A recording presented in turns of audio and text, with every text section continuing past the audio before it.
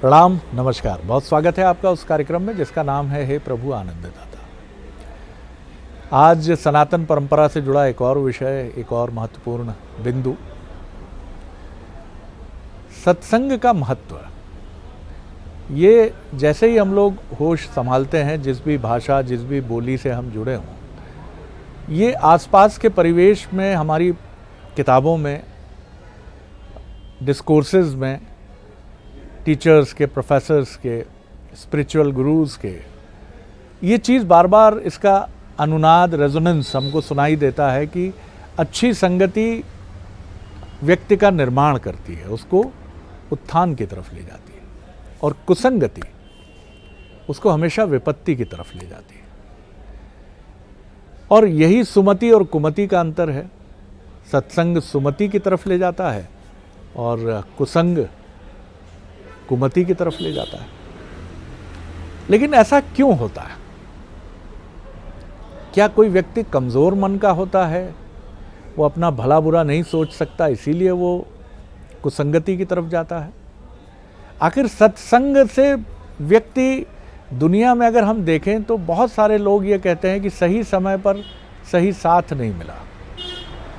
मैं अक्सर उस कार्यक्रम में जिसका जिक्र हमने पहले भी किया, अफसरनामा में, जब हम अखिल भारतीय सेवा के चयनित अधिकारियों से बात करते हैं तो वो ये कहते हैं कि दिल्ली में या मध्य प्रदेश में ही या बिहार में या उत्तर प्रदेश में जहाँ भी वो कोचिंग के लिए गए, उस परिवेश ने उनको बदल दिया। वहाँ जिस तरह का पढ़ाई का वातावरण था, कोई 14 घंटे पढ़ रहा है, कोई सुबह का भोजन ही भूल गया है, इतनी पढ़ाई में लगा है, तो वहाँ जाकर एकदम सेल्फ रियलाइजेशन होता था कि अरे, तो ये तो हुई सत्संग, सदसंगति। और दूसरी तरफ वो दुनिया है जहाँ अभी हमने कुछ समय पहले देखा, एक नामचीन अभिनेता के पुत्र एक पार्टी में गए और ड्रग्स के मामले की चपेट में आ गए। दावा ये भी है कि उनका दोष नहीं था, वो तो चले गए थे, पार्टी में बुलाए गए थे। और ऐसी कई घटनाएं होती हैं कि कहीं कोई अपराध घटा और वहाँ एक सदचरित्र व्यक्ति मौजूद था, लेकिन चूंकि वो ऐसे लोगों के साथ था जिन्होंने उस अपराध को किया, तो लांछन और शक की सुई उनके ऊपर भी रही। कौरव और पांडवों का तो पूरा किस्सा ही ये बताता है। ऐसा नहीं कि उधर कर्मठ और वीरों की कमी थी, लेकिन कुसंगति थी क्या? आखिर भीष्म जैसा व्यक्ति, द्रोण जैसे अद्भुत गुरु, सिर्फ दुर्योधन की तथाकथित कुसंगति के साथ रहने की वजह से ही लांछित और अपमानित हुए, और जिस मृत्यु का वरण उनको करना था उस मृत्यु से भी दूर हुए, नाना प्रकार के कष्ट भी उठाए, लांछन भी झेले। बड़ी बातें हैं, दिमाग में बहुत सारे विषय हैं। आज जानेंगे भगवत गीता के अध्येता, मानस मर्मज्ञ प्रोफेसर सुरेंद्र बिहारी गोस्वामी से। जी गोस्वामी, प्रणाम। आज चिंतामणि की तलाश में सत्संग सागर में गोते लगाते हैं जी, क्योंकि सत्संग सागर में ही चिंतामणि का प्रकाश फैलता रहता है। चिंतामणि जिसके आने से चिंता खत्म और चिंतन प्रारंभ हो जाती है। पिताश्री एक बड़ा अच्छा सत्संग के संदर्भ में एक बड़ी अच्छी कवित्त शैली में बात किया करते थे। वो कहते थे, 4 मिले 64 खिले। उनसे किसी ने पूछा कि भाई सत्संग कब होता है?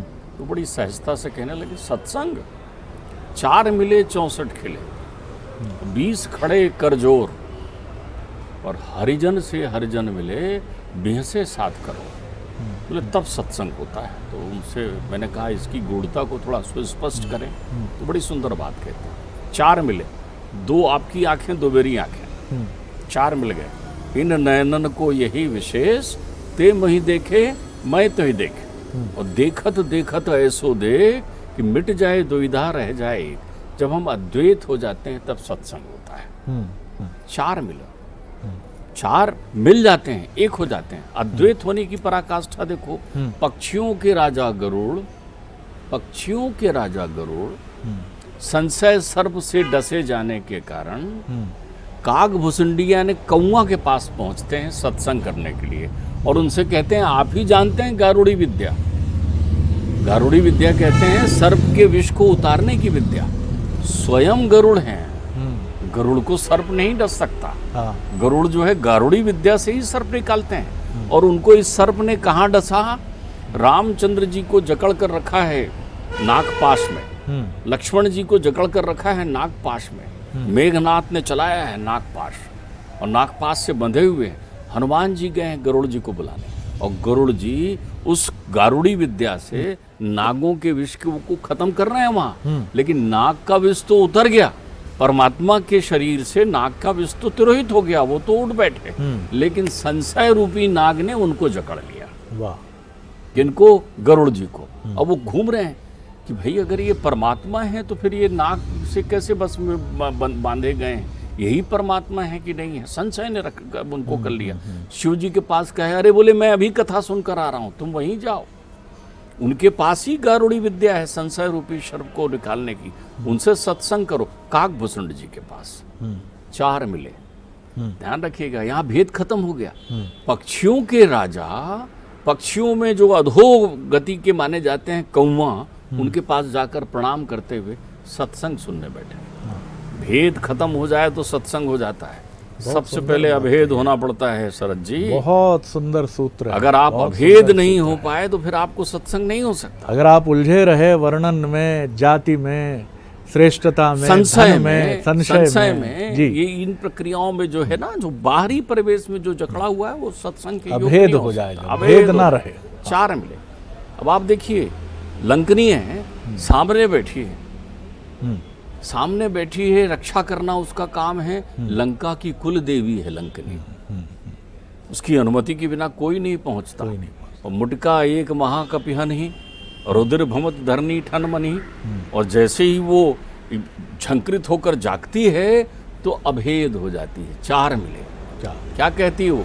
तुलयाम लवे ना पिचाना स्वर्ग ना पुनर्भवम भगवत संगी संगर्षाम मृत्युर्नाम किमतासी तात स्वर्ग अपवर्ग सुख और धरई तुला एक अंग। अपवर्ग जितनी भौतिकता है, चाहे वो पुण्य का सुख हो, चाहे वो पाप का सुख हो, चाहे वो भीतर का सुख हो, आत्म कल्याण का सुख हो, और चाहे वो बाहर भौतिक कल्याण का सुख हो, सबको एक तराजू में रख दो और दूसरी तरफ सत्संग को रख दो। तूलन ताहि सकल तजे जो सुख लव सत्संग। सत्संग एक क्षण के लिए भी मिल गया आपको तो आपको ये सारी चीजें प्राप्त हो जाती हैं। ये तब होता है जब 4 मिले।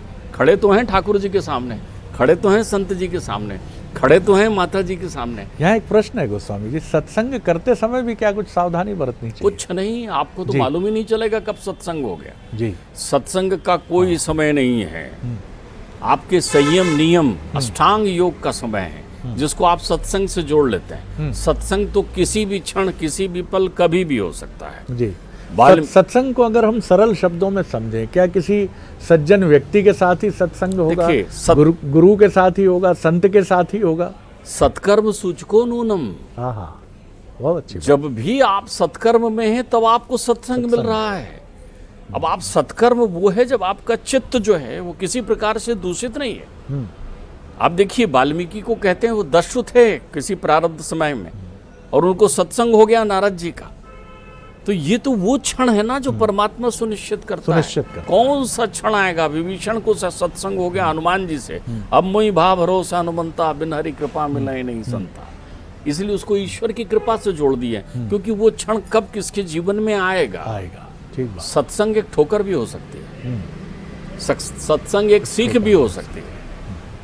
आपको एक ठोकर लगी, आप संभल गए, आप धन्यवाद देने जाते हो। अगर आपने ये नहीं कहा होता, तुलसी को ठोकर मिली रत्नावली की, तो सत्संग हो गया।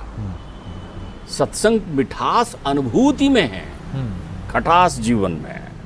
यानी अगर हमारे जीवन में ठोकर लगने के बाद हम सुमार्ग की तरफ चल पड़े हैं, सही मार्ग हमने ढूंढ लिया है, तो कहीं सत्संग का स्पर्श हो गया। देखिए, सुमार्ग और कुमार्ग की भी एक बड़ी सहज व्याख्या आपको कह दो। जब भी आप सुमार्ग में होंगे आपका कोई आलोचक नहीं होगा। जब भी आप सुमार्ग में चलेंगे कोई आलोचक नहीं होगा आपका। आप कहेंगे कैसी बात करते हैं, कितने सारे लोग इसके आलोचक हो जाएंगे। आपको आलोचना सुनाई नहीं पड़ेगी, क्योंकि आपको संसार में अवगुण नहीं दिखेगा कहीं भी, आपको गुणानुभूति होने लगेगी। फिर आपको कचड़े में भी पड़ा हुआ वो कंचन दिखाई पड़ने लगेगा, फिर आपको सब तरफ परमात्मा की दिव्यानुभूति होने लगेगी, क्योंकि आप तो 4 मिले हो गए ना, फिर 64 खिले दूसरी विशेषताएं। आप कितना हंसते हैं, कितना बेहंसते हैं, कितना उपहास उड़ाते हैं, कितने उपहास के योग्य बन जाते हैं। इन दांतों का यही उपयोग किया ना आपने जीवन भर, इससे अतिरिक्त तो कुछ नहीं किया ना। सत्संग की दूसरी विशेषता है, तब 64 खिल जाता है, उसको खिलना कहते हैं। सत्संग खिलखिलाने को कहते हैं, जो बच्चा खिलखिलाता है।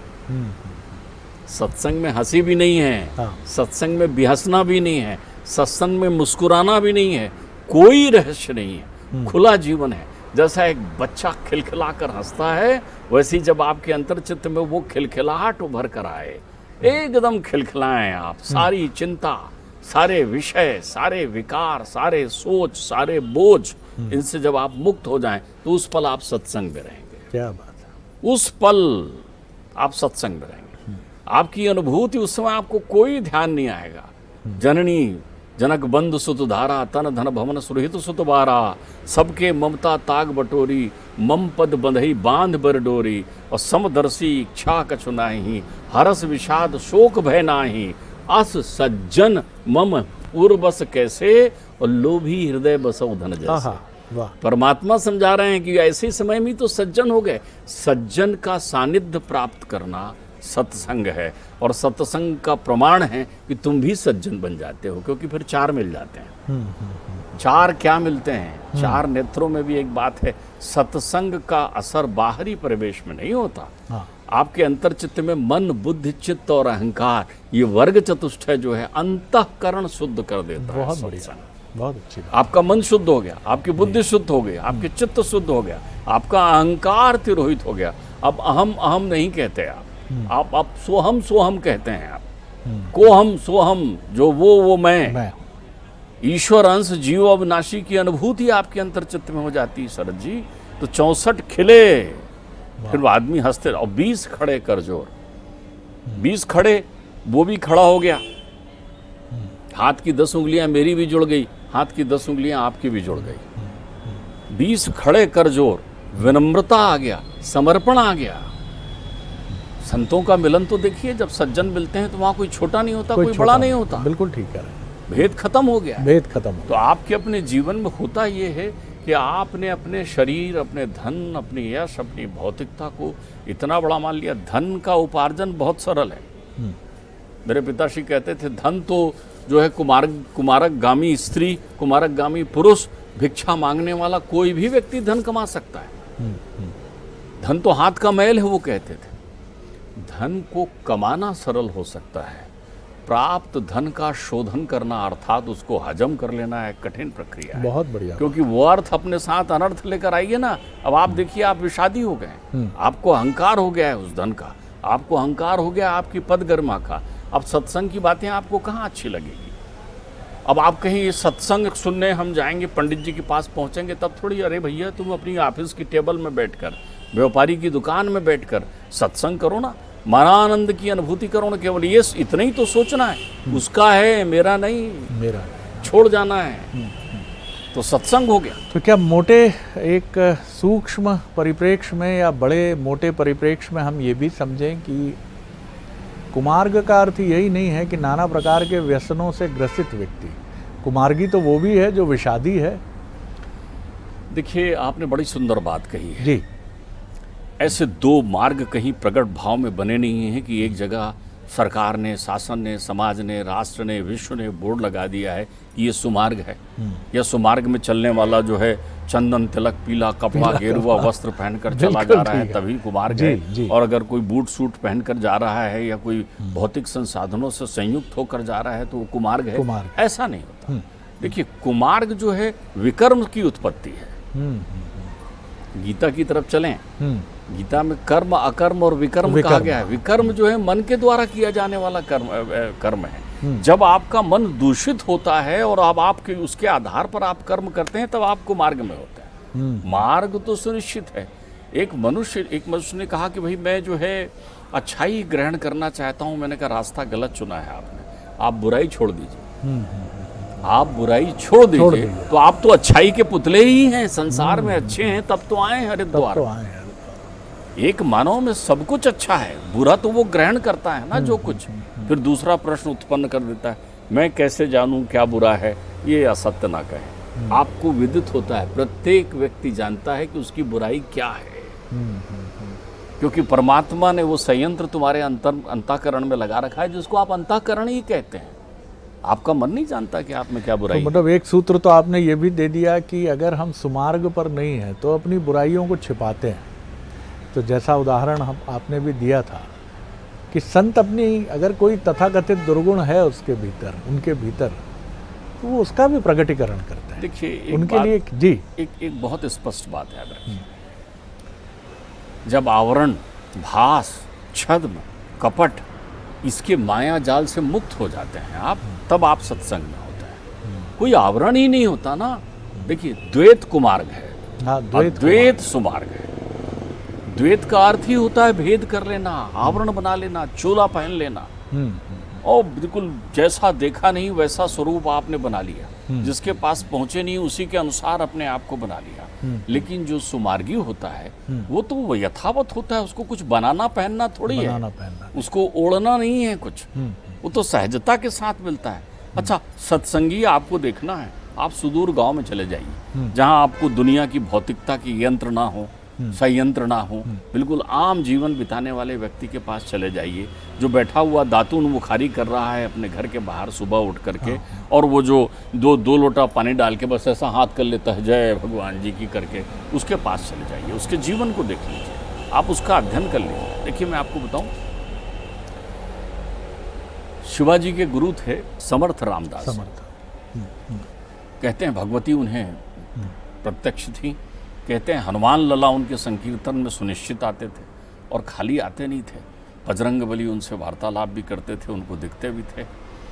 वो बड़े अंतर्चित्त से शुद्ध शतोगुणी संत थे, जो केवल परमात्मा की कृपा लुटाने के लिए बैठे हुए थे।